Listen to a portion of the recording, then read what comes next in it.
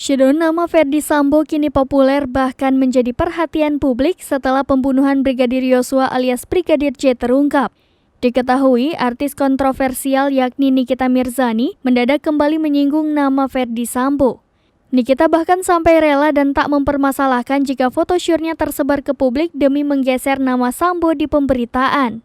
Dikutip dari warta kotalife.com, menurutnya dengan photoshoot tersebut bisa menjadi berita baru di Indonesia selain kasus Ferdy Sambo. Terkait foto tidak senonoh itu, Nikita Mirzani menceritakan awal mulanya. Diketahui ia hanya ingin menolong korban pinjol alias pinjaman online. Nikita menjelaskan korban tersebut sempat mengatakan kepadanya berniat bunuh diri karena terlilit pinjol.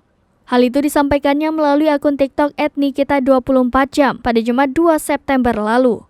Seseorang menyebut bukan hanya ingin mengakhiri hidup karena terlilit pinjol, tapi juga mengancam Nikita Mirzani. Ia bahkan akan menyebar photoshoot Nikita Mirzani jika permintaannya tak dikabulkan.